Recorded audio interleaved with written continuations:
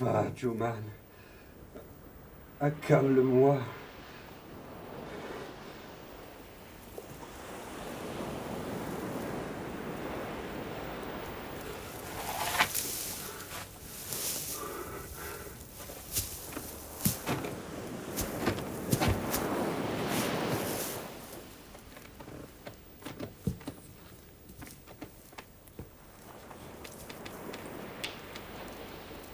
Belle vue, n'est-ce pas?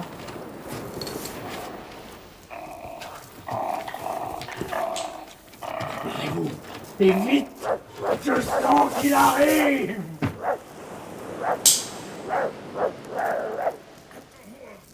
Touchez!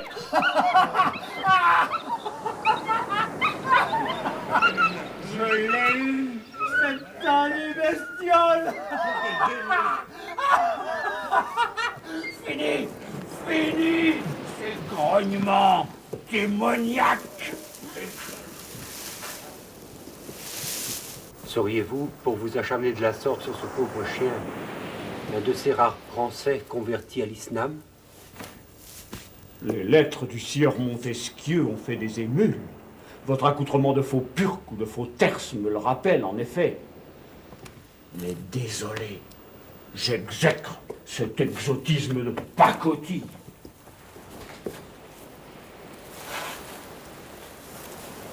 Sommes-nous réellement en France? Diantre de fiente. Mais d'où débarquez-vous pour poser d'aussi étranges questions? Bien sûr que nous sommes en France. Enfin, s'il convient toujours d'employer ce noble mot. La France. Foutoir serait plus juste. Où sommes-nous? Comme veut-on? Eh bien. Hier encore sur ce bâtiment de la Compagnie des Dindes, aujourd'hui dans ce lieu sinistre, cette fièvre qui me ronge. Mon cher, vous vous avérez réellement distrayant. Allons, venez. Ne faites pas cette tête. Les distractions se font rares ici. J'ai à vous présenter notre inconnu maintenant qu'il nous revient. Ça, on peut dire qu'il nous l'avait bien assommé. Artmael Aruba. Enchanté. Je vous en prie, procurez-moi mon eau d'opium. Ils me l'ont confisqué et je...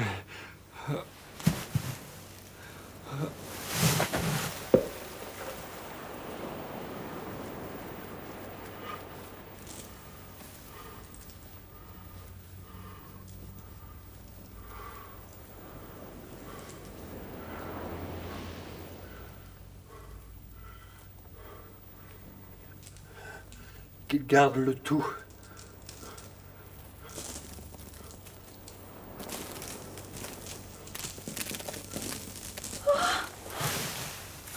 Oh la Pontesse, laissez ces perles, je m'en occupe. On vous vole, monsieur. Récupérez votre bien. Réagissez. Je n'ai pu les acheter avec mon corps, comme vous, Comtesse, qui en échange avait réussi à obtenir ce malheureux roman libertin.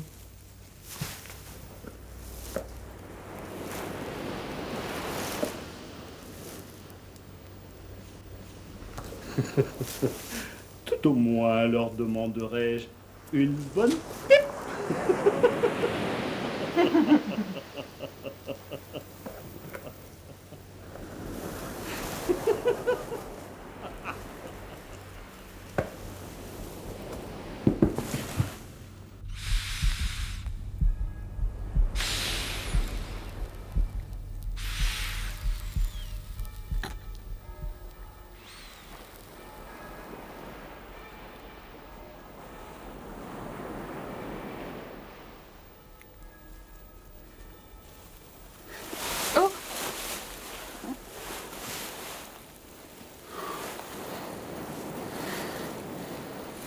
Votre petite fortune y est passée. Vous vous êtes ruiné pour ce poison.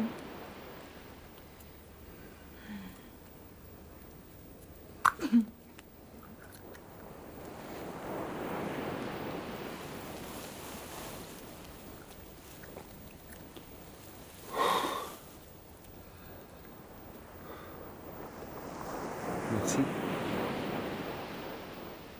Vous m'intriguez, bel inconnu. Vous semblez si peu au courant de ce qui se trame pour sourire ainsi.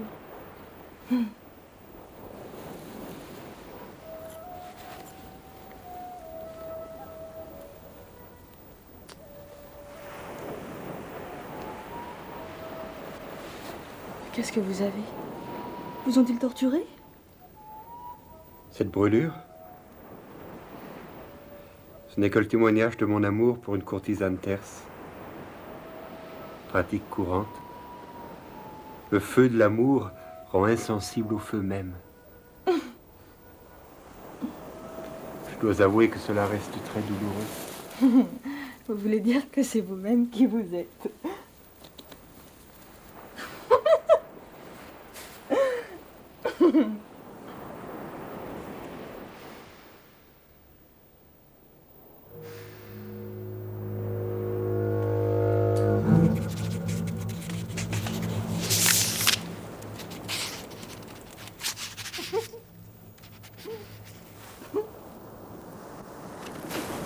Trouvez-moi votre amour.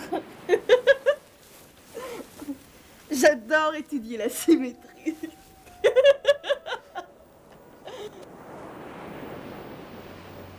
C'est une geôle individuelle que j'aurais dû quémander, et non cette pipe, dont le tirage excessif me rappelle étrangement votre personne, chère Pontesse. Oh, inutile de se fâcher à nouveau, Pontesse.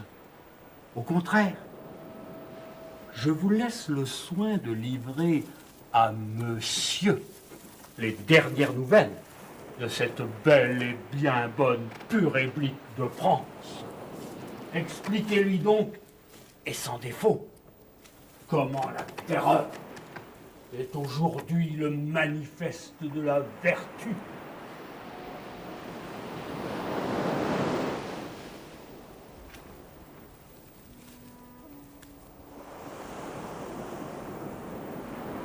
Que se passe-t-il donc ici? Sur la goélette, ils parlaient tous d'égalité, de liberté un peu. Rien d'effrayant dans tout cela.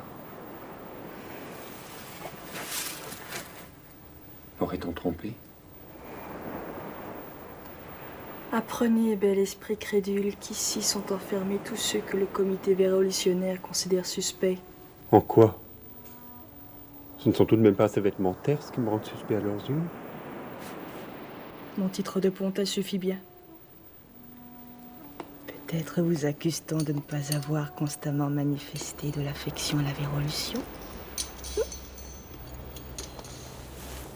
Comment l'aurais-je pu, étant en mission à l'étranger? Non, vous vous trompez. Ma présence dans ce taudis n'est qu'un malentendu.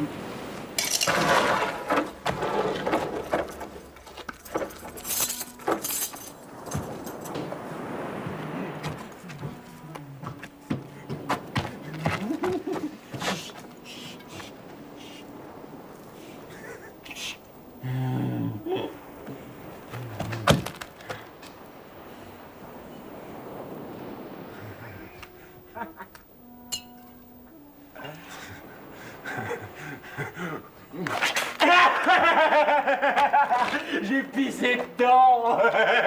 J'ai pissé dedans.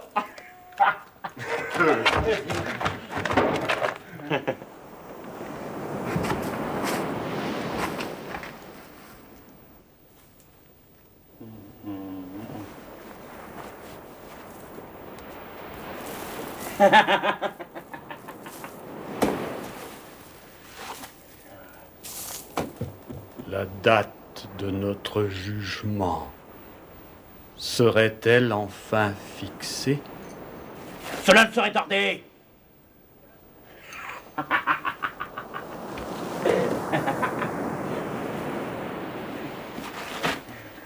Bon.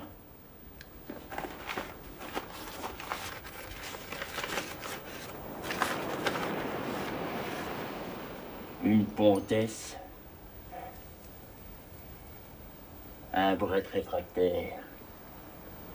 Et un arqué. Bien, très bien.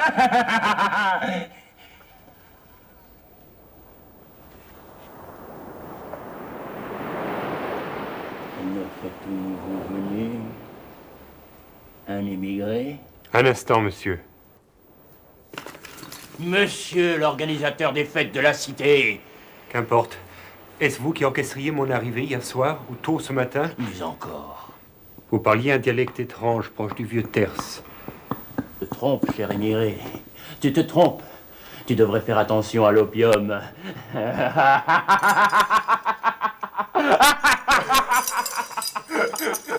Respectez un membre de la commission du voyage scientifique, je vous prie. Commission de quoi?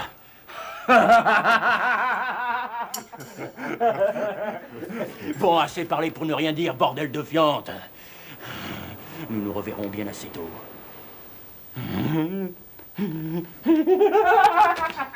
Joliet!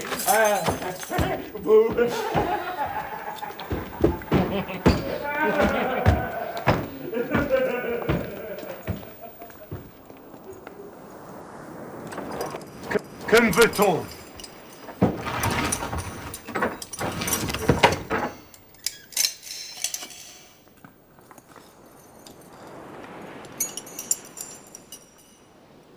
Avez-vous déjà eu l'honneur de jouer la comédie? Oh, surtout pas d'impatience. Vous venez de discuter avec le plus en vogue des metteurs en scène. Un génie qui remplace les actrices par des prostituées. Il égaye en quelque sorte son public par la débauche. Cette visite éclair est inquiétante. Il semble que de suspect, nous sommes propulsés au rang d'artistes. Une consécration dont chacun se passerait volontiers. Quel rôle sommes-nous censés tenir?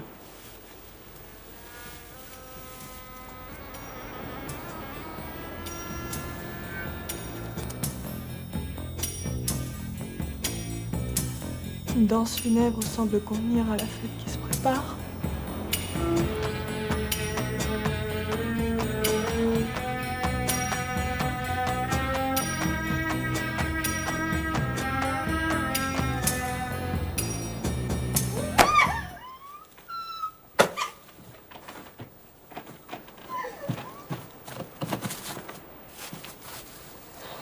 Reprenez-vous, comtesse. Attendons notre jugement et remettons-nous à leur sagesse s'ils en ont une.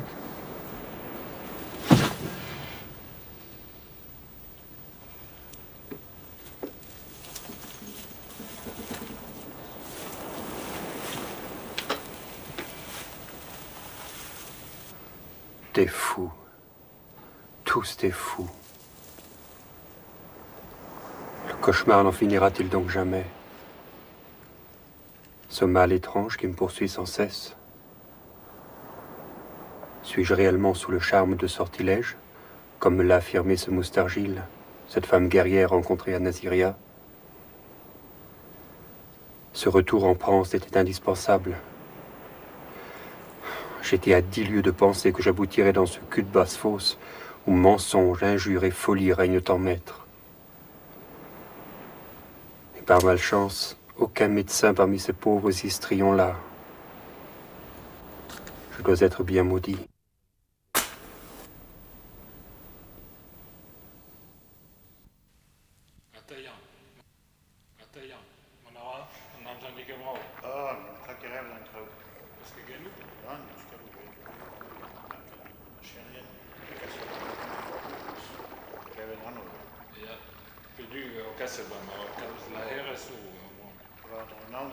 Le ciel assassin.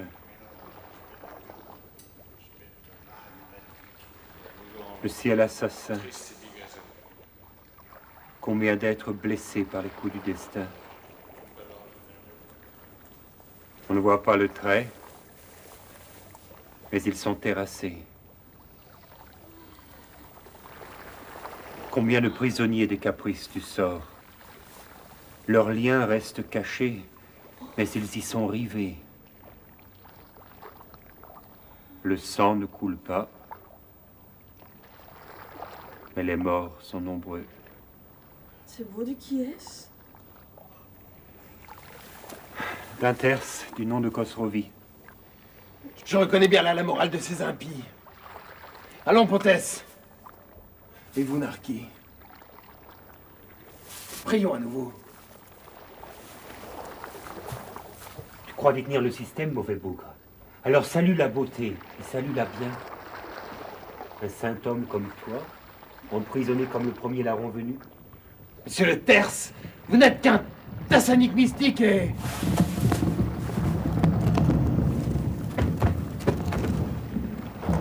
Ah! C'est bien ce que je redoutais! C'est du salpêtre! La compagnie des Dan les approvisionne toujours! Tout est fichu.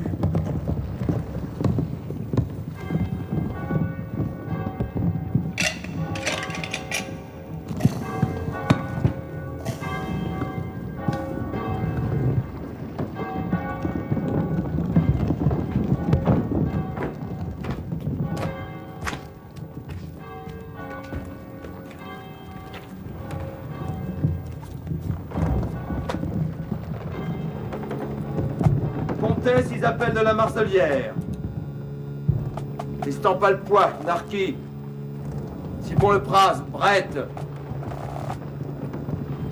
Artmael Aruba, archéologue. En qualité de procureur de cette cité, moi, de la Brimborie, condamne à mort. L'exécution aura lieu demain, dans la matinée. Et alors? Qu'attends-tu pour fermer cette porte? Vous? Je vous attends, quoi. Expliquez-vous, procureur. À quoi correspond cette justice sans jugement? Le pitoyen cadet te répondrait ceci. Marquons une place aux traîtres. Et que cette place soit l'échafaud.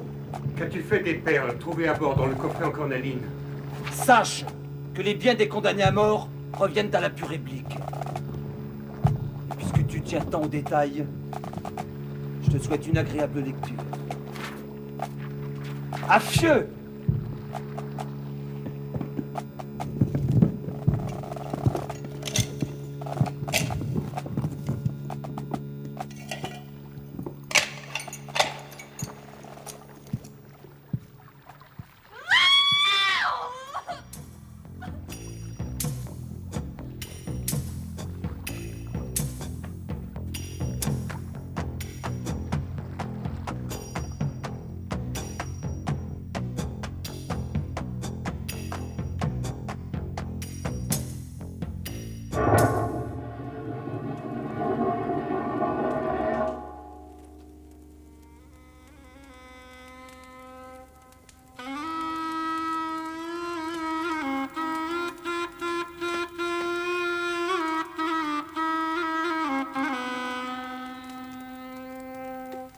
Le poète au cachot, débraillé, maladif, roulant un manuscrit sous son pied convulsif, mesure d'un regard que la terreur enflamme l'escalier de vertige où s'abîme son âme. Les rires enivrants dont s'emplit la prison vers l'étrange et l'absurde invitent sa raison. Le doute l'environne et la peur ridicule, hideuse et multiforme autour de lui circule. Ce génie enfermé dans un taudis malsain, ses grimaces, ses cris, ces spectres dont l'essaim tourbillonne, ameutent derrière son oreille. Ce rêveur que l'horreur de son logis réveille, voilà bien ton emblème, âme aux songes obscurs, que le réel étouffe entre ses quatre murs.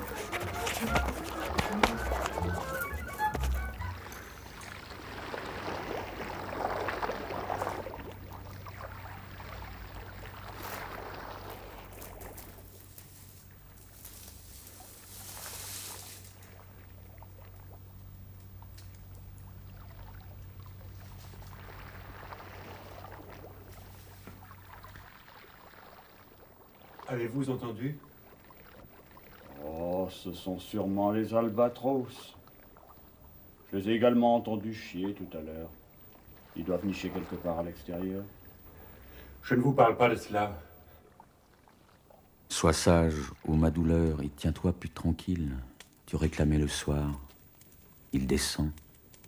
Le voici. Une atmosphère obscure enveloppe la ville aux uns portant la paix, aux autres le souci, pendant que des mortels, la multitude vile, sous le fouet du plaisir, ce bourreau sans merci, va cueillir des remords dans la fête servile. Ma douleur, donne-moi la main. Viens par ici, loin d'eux. Vois se pencher les défuntes années sur les balcons du ciel, en robe surannée. Surgir du fond des eaux le regret souriant, le soleil moribond s'endormir sous une arche, et, comme un long linceul traînant à l'Orient, entends, ma chère, entends la douce nuit qui marche. Idiote. Ne voyez donc pas qu'il s'agit de notes et de relevés archéologiques. Espion, moi. J'aurai au moins l'avantage de savoir pourquoi je vais mourir. Il ne s'agit pas de cela. Maintenant, Pontès, laissez-moi. Je me dois de découvrir certaines choses avant l'aube.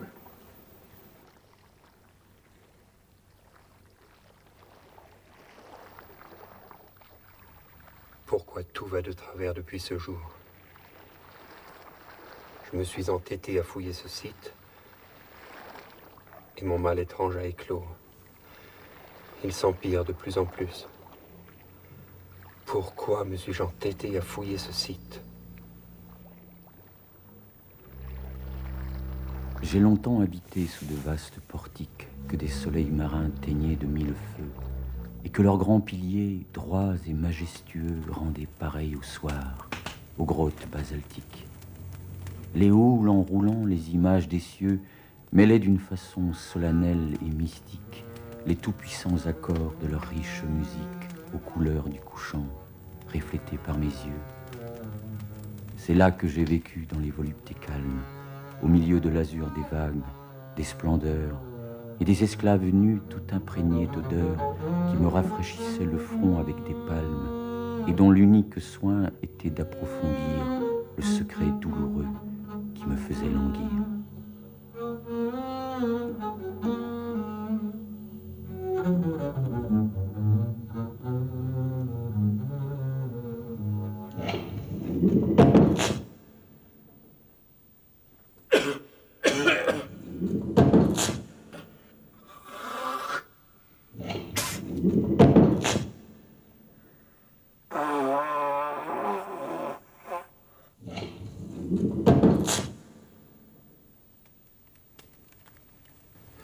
Quel est ce démon qui m'insuffle ces propos?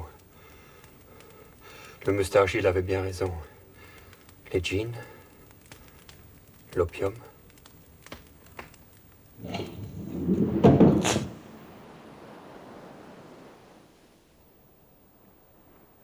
En quelque lieu qu'il aille, ou sur mer ou sur terre, sous un climat de flamme ou sous un soleil blanc, serviteur de Jésus, courtisan de Cythère, mendiant ténébreux ou Crésus rutillant, citadin, campagnard, vagabond, sédentaire, que son petit cerveau soit actif ou soit lent, partout l'homme subit la terreur du mystère et ne regarde en haut qu'avec un œil tremblant.